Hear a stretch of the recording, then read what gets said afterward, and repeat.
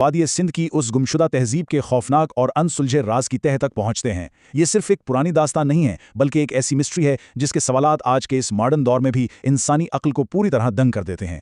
जरा तस्वुर कीजिए, आज से ठीक 5000 साल पहले जब दुनिया बिल्कुल कदीम थी और लोग इब्तिदाई जिंदगी गुजार रहे थे, ठीक उस वक्त दरियाए सिंध के किनारों पर एक इंतहाई एडवांस्ड मुआशरा आबाद था, मोहिंजोदारो और हड़प्पा। ये लोग अपने दौर से इतने आगे थे कि इनकी तरक्की आज भी हमारे लिए एक बहुत बड़ा मुअम्मा है। सदियों बाद मट्टी के ढेर तले दबी एक अजीबोगरीब मोहर की अचानक दरियाफ्त ने इस अजीम और वसी सल्तनत को दुनिया के सामने ला खड़ा किया। लेकिन असल राज इनकी अजीम तरक्की का नहीं है। असल राज ये है कि आखिर एक ऐसी शानदार और जदीद तहजीब रातों रात अचानक गायब कैसे हो गई।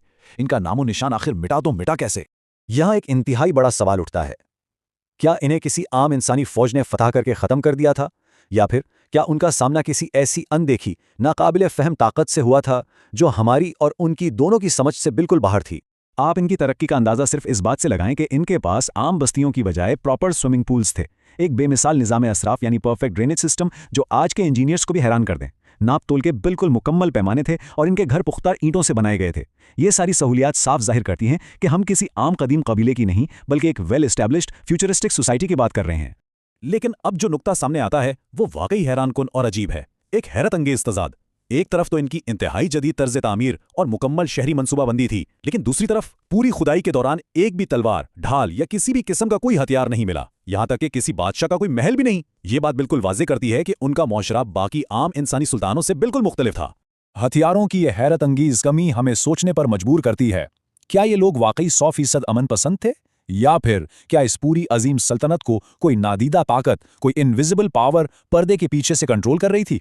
इनकी जदीद जिंदगी और आसूदगी की ये तस्वीर अचानक तबाह हो जाती है जब हम इस केस के दूसरे हिस्से यानी क्राइम सीन और उस खौफनाक दरियाफ्त की तरफ आते हैं।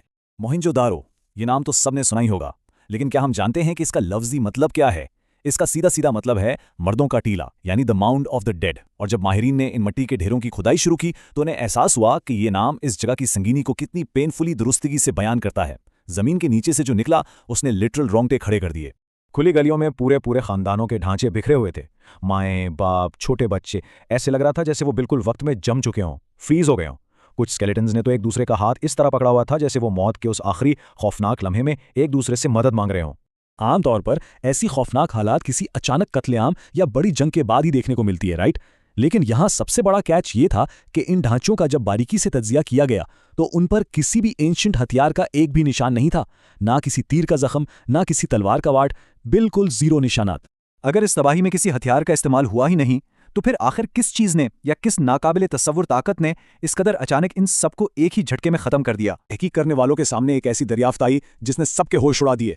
इन ढांचों के अंदर रेडिएशन की इंतहाई ज़्यादा मिकदार मौजूद थी, बिल्कुल वैसे ही शवाहिद जैसे किसी मॉडर्न एटॉमिक ब्लास्ट के बाद मिलते हैं। इस एक पॉइंट ने इतनी बहसों को जन्म दिया कि एंशिएंट एस्ट्रोनॉट्स जैसी थ्योरीज सामने आने लगी कि शायद उनका राब्ता किसी आउटर स्पेस की दुनिया से था। रेडिएशन के अलावा खुदाई में मिट्टी की अजीबो-गरीब तख्तियां भी मिलीं। इन तख्तियों पर यूनिकॉर्न और पशुपति जैसी पुरस्कार मखलूक़ात की तस्वीर और मोहरें थीं।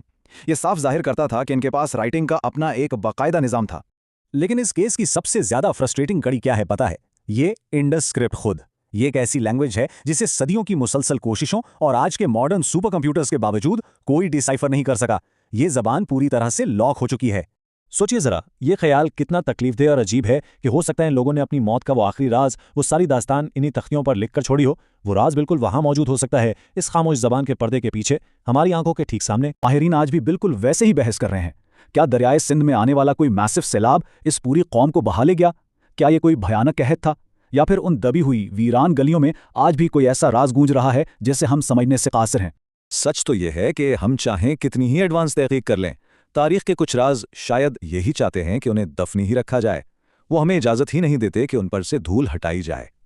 लेकिन इस तहजीब का यूं गायब होना हमें एक सवाल देकर जाता है, एक ऐसी सोच जो वाकई हिला देने वाली है।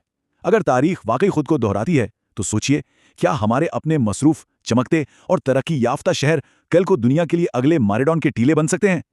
यकीनन ये एक ऐसी पॉइंट है जो हमें अपनी आज की तहजीब पर नए सिरे से सोचने पर मजबूर कर देता है।